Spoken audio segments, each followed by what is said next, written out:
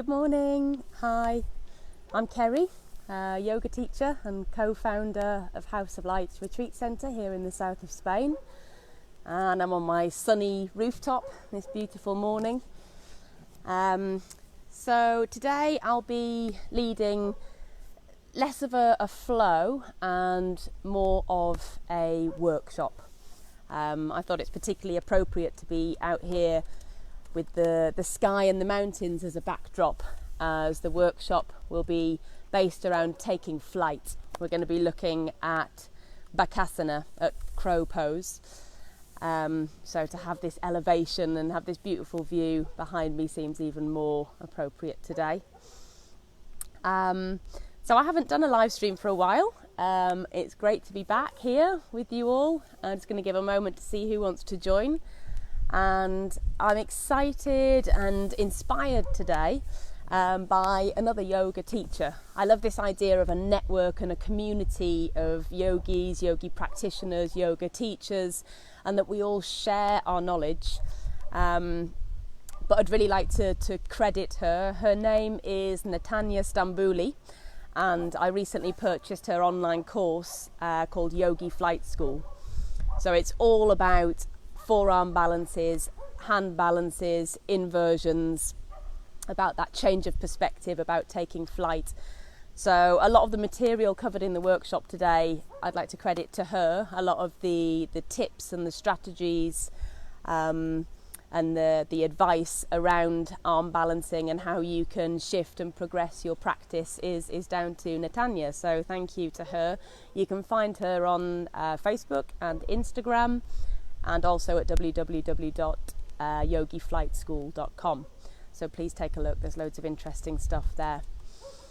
So today it'll be a mixture of, we're going to do a warm-up obviously, so if you are following this as a class, then you're not just going to be jumping into moves with a really cold body. We'll be making all the warm-ups really relevant as we're focusing on one specific peak pose. So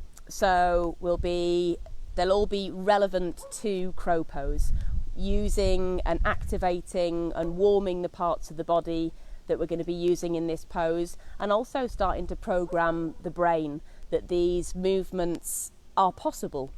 So it's really useful to get into lots of the different parts of the pose whilst you feel safe, whilst you're grounded, whilst you're not flipped upside down. And then when you take that into the inversion, you have the body memory that your body can actually physically do that, and you might be a little bit challenged because you're now upside down or you're taking weight on your hands instead of your butt or your feet, but your body knows that it's possible. So we'll be starting up just coming into a comfortable cross-legged position, and as one of the aspects of the practice is going to be focusing on the importance of gaze in any inversion and arm balance.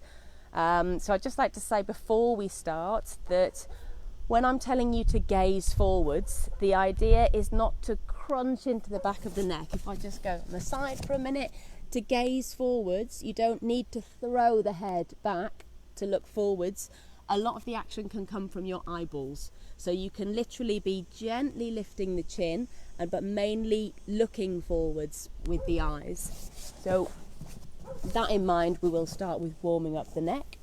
So a comfortable cross-legged position. Let's just find the breath initially. Connecting with the breath, allowing it to ground you, allowing it to anchor you into the present moment. Any balances are connecting with that moment between movement and stillness. So really connecting with that pure present moment awareness. On the next inhalation, gently lifting the chin without crunching into the back of the neck. Bring the movement into the eyeballs as well, looking as high as you can. And as you exhale, lower chin to chest and look towards your chest. Inhale, raise the chin. Exhale to lower. Inhale to lift and look up. And exhale to lower, just pausing here, interlacing the fingers on the back of the head. Allow the arms to hang heavy. full deep breaths, expanding the rib cage, side to side, top to bottom, front to back.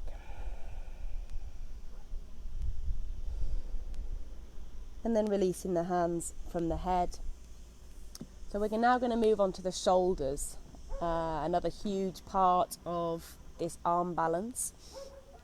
They're fairly stable joints, but to have a good understanding of the structure of the joints is quite important to move into Bakasana safely.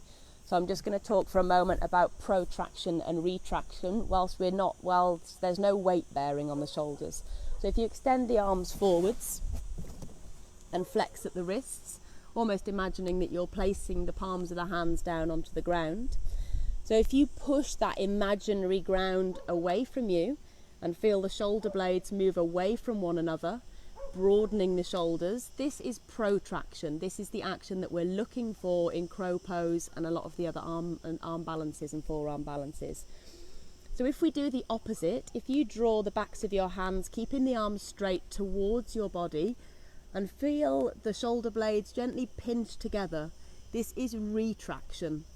So the shoulders are much more unstable, unsafe in this pose, and we're collapsing. If your hands were on the ground, your chest would be moving towards the ground, you'd be dumping into the shoulders. So just creating the body memory that this is what we are looking for, pressing the palms away from you, creating space between the shoulder blades.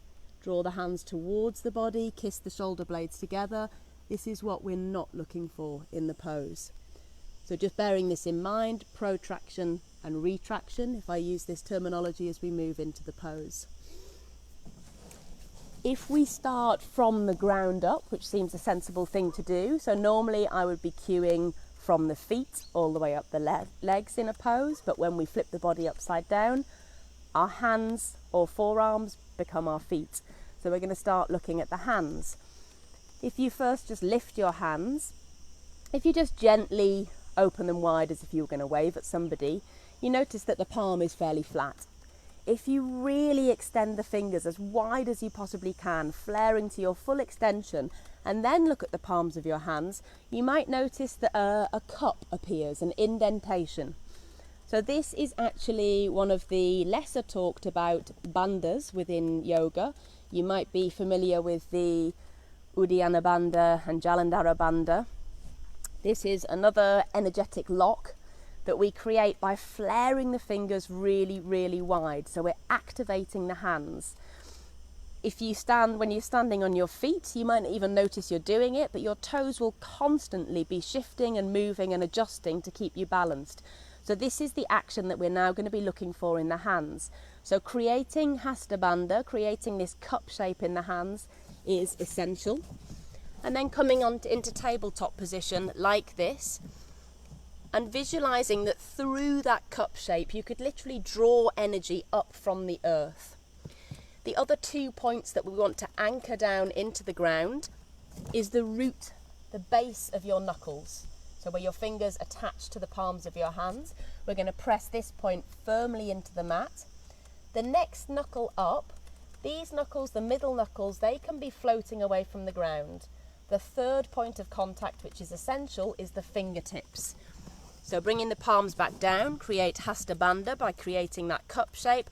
Press the root of the knuckles into the mat, and then make sure that your fingertips turn white by gripping the mat with your fingertips. So just as your toes do while you're standing, your fingertips become your brakes when you invert and you come onto your hands. So just to demonstrate this, from a simple tabletop position, keeping the arms straight, grip the mat with the fingertips. If you start to move forwards, move the shoulders forwards and in front of the wrists, and to that point where you can press more firmly into the mat and stop yourself from face planting, and then move back. So just experiencing the power that your hands hold. So your hands are your brakes in this pose, and you really have to bring trust into the fingertips. This is another aspect of the practice of what Natanya teaches that I love, is the mental side, the whole holistic approach to yoga, where what we experience on the mat is then what we can experience in life. So she calls that point where you're leaning forwards into a pose and you're sure you're going to face plant the oh shit moment. I love that terminology because it's so true on the mat and off. And if we don't experience that slight sense of discomfort and that oh shit point, we never get the benefits, get the juice, get the goodness, get the magic that happens beyond that point. So I'll be mentioning the oh shit point, which is a Natanya phrase, but it's so important because it's often at that point, as it is in life off the mat, that you have to trust. You really have to trust, you have to dig deep, knowing that on the mat, if you fall, it's okay. You can put a blanket in front of your face, it's absolutely fine. So we've engaged the hands. The next part of the body we really have to take care of. Lots of people that do arm balances and inversions have wrist injuries. So we're going to take some time to really warm up into the wrists. So first of all, we can just make fists with the hands and start doing slow motion circles with the wrists, really exploring every millimetre of mobility. So moving as wide as you possibly can in each direction. So instead of just quite a floppy little relaxed wrist circles, we're really going to explore how far and what it feels like to extend as far as you can in all directions, changing direction.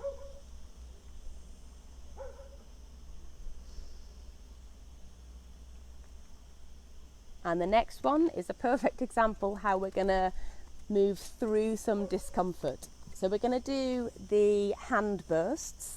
So it's not a wrist action, it's not a floppy wrist action, it very much just comes from the fingers.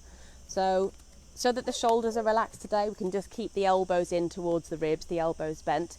And we're going to start to open and close the hands as vigorously and dynamically as you can. So this is going to bring warmth and action and energy into the finger extensors, into the forearms, into the wrists. So you should find at a certain point this becomes a little bit uncomfortable, a little bit unpleasant. This is where the goodness is. This is where you want to push on through a little bit further. So it's a perfect one to try this philosophy with because you're in no danger. It's not like you're going to fall on your face. You can't damage yourself. It is just uncomfortable. So see if you can dig deep and move past that point. Grit your teeth a little bit, keep breathing, see if you can keep a smile on your face and move through or just be with that discomfort instead of giving in to the thoughts that might be like, when is she going to let us stop doing this? Just keep breathing, keep moving, and then relax the hands, just rest the backs of the hands onto the thighs, return to the breath, connect to the sensation that you've created in the forearms and the wrists, noticing that they feel alive and vibrant, full of energy. Slow the breath back down. When we meet challenge in our yoga poses, it's often a temptation to hold the breath. So just returning to soft breath, long, slow inhalations and full, complete exhalations. So one final wrist warm-up that we're going to do before we move into the crow pose. This one I'm going to show you once so that we don't run out of time, but you can repeat this, I'd say, ideally up to 5 times. So extending the arms out to the side and making fists with the hands, then bending at the knuckles like you're doing a strongman impersonation. Then really flex the wrists, point the knuckles as far down towards the biceps as you possibly can. And keeping this flexion in the wrist, start to very slowly extend the elbows out to the sides. Keep drawing the wrists down, wrist down. At a certain point you'll meet really strong resistance, and that's the point where you want to pause and hold it and breathe.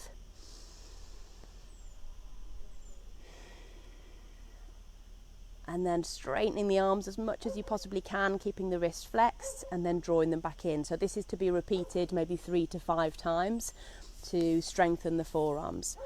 So we're now going to move into a little bit of core warm-up because we've done wrists, we've looked at shoulders. We're just going to activate and engage the core by practicing crow supine on our back, so there's no chance of falling, but we're starting to wake up the core to create that connection between the mind and the movements.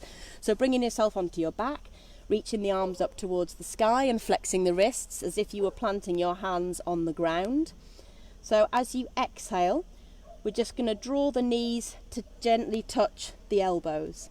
Exhale to release down and tap the toes to the mat. Exhale to squeeze.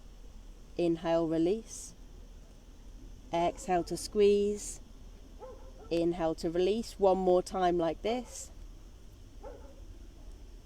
Now we're going to change it slightly. You're going to see if you can curl a little bit more deeply and bring the knees to the backs of the arms rather than the elbows, so a little bit higher.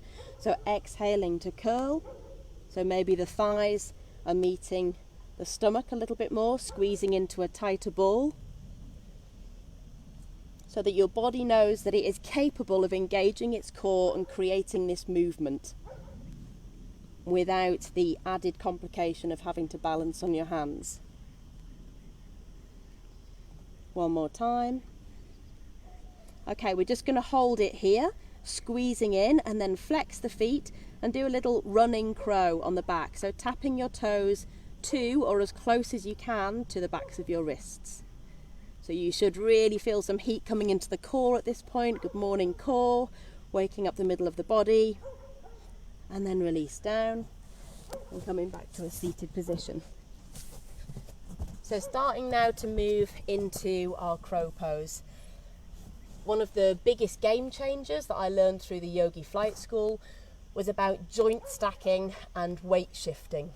So before you even try to lift your feet off the ground, checking that you have your joints in an alignment that makes the pose possible.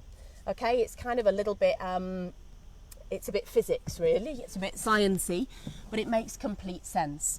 So if we plant our hands to the ground, Hasta Bandha, create that cup in the palm of the hands. One way of entering into crow is to lift your hips as high as you possibly can. Now when it comes to placing the knees to the backs of the arms, it can be anywhere from the armpits down to the elbows, but just bearing in mind, if you can only manage to get your knees to your elbows, brilliant, let's start from there. If you have a choice, if you can get the knees any higher, obviously due to gravity, you're going to slide down from whatever point you start. So if you're starting on the tip of the elbow, you only need to slide a little bit to slip off. So the higher up you can bring your knee on your arm, you've got that slide option before you drop off the edge. So lifting the hips high, and this is where the joint stacking comes in. So if you have your elbows behind your wrists, all of your weight, or 90% of your weight, is behind you. So it's physically impossible. If you start from here to try to pick up your feet, gravity will just bring you down. So first of all, stack your elbows over your wrists. So we're gonna, for the first part, you can look down a little bit. It's very important when you start to experiment with lifting your feet that the gaze is lifted and you're staring ahead. But while we're looking at alignment, you can look down a little bit. So start to shift the weight forwards and check that your elbows are over your wrists. Okay, only at this point will you experience the lightness of your feet. So looking forwards, you can then experiment with taking one foot at a time. Referring back to this idea of fingers as brakes. So if at any point it feels uncomfortable and you think you're going to face plant, grip with the fingertips, use your brakes. So lifting the hips high, shift the weight forwards, grip the mat with the fingertips. Are my elbows over my wrists? If so, lift the gaze and see if you can bring heels towards the sit bones. So it's really a matter of physics. Okay, this might revolutionise your crow pose, as without having your weight stacked over your joints, it's physically impossible to get into this pose. So another way that you can come into it, if you can't bring your knees to the backs of your arms, It limits you in one sense because you can't move into progressive poses from crow. But if you just want to get into crow, if you just want to nail crow, another option is to bring, if I go this way, is to bring the knees to the outer edges of the shoulders or the upper arms and squeeze in as tightly as you can. So instead of them being balanced on the backs of the arms, they can come to the outer edges and squeeze in. But it's the same principle with stacking the joints. Look down and check. It's good to do it in front of a mirror because you can actually see the elbows coming over the wrists. But hopefully you'll suddenly experience this lightness in your hips and your feet as you can draw the heels up towards the buttocks. So it's just basically something to be playful with. It will hopefully eventually be part of your practice. It's a nice way to, it's a good pose to just play with and experiment with outside of a flow, so that when you come to putting it into a flow, you're more on autopilot and you've got all of these ideas and strategies in place, so your body does it automatically. If there's any questions at all, then please feel free to write them in. I'll be checking the Facebook page after the live stream as well, so I can also answer any questions. I can write back to you. And yeah, just enjoy playing with this pose. Be playful. Be prepared to fall on your face. Put the blanket in front of you. If you fall, it's just a really valuable part of the learning curve. So I hope some of this has been useful to you, and I hope you are inspired like I have been to take flight. And I will see you on another live stream really soon. Thanks very much for joining. Namaste.